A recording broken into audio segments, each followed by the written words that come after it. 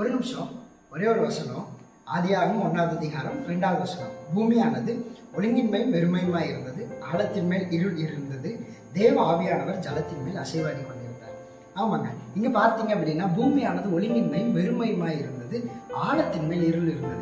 இந்த நாட்களில் உங்களுடைய வாழ்க்கையில ஒரு நிமிஷம் யோசிச்சு பாருங்களேன். உங்களுடைய வாழ்க்கை ஒழுங்கின்மையுமாயும் வெறுமையுமாயும், உங்களுடைய இருதயத்தின் ஆழத்துல ஒரு இருள், உங்களுடைய குடும்பத்துல உங்களுடைய ஆசீர்வாதங்கள்ல இருள் அடைஞ்சிருக்கா?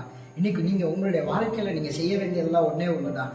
ஆவியானவர் உங்க வாழ்க்கையில் அசைவாடணும். இங்க பார்த்தீங்க அப்படின்னா ஆவியானவர் ஜலத்தின் மேல் அசைவாடி கொண்டிருந்தார். அதுக்கு அடுத்த வசனம் எப்படி இருக்கு? தேவன் வெளிச்சம் உண்டாக கடவுது என்றார், வெளிச்சம் உண்டாயிற்று அப்படின்னு சொல்லி பார்த்தீங்க அப்படின்னா இன்னைக்கு உங்களுடைய வாழ்க்கையில நீங்க என்ன பண்ணுங்க அப்படின்னா ஆவியானவருக்கு இடம் கொடுங்க. ஆவியானவர் அசைவாடும் போது உங்க வாழ்க்கையில இருக்க ஒழுங்கினங்கள் மாறும், உங்களுடைய வாழ்க்கையில இருக்கிறதான வெறுமைகள் மாறும், உங்க வாழ்க்கையில இருக்கிறதான இருள் எல்லாம் மாறும். ஆகவே ஆவியானவர் உங்க வாழ்க்கையில அசைவாடுறதுக்கு நீங்க விட்டு கொடுங்க. தேங்க்யூ. God bless you.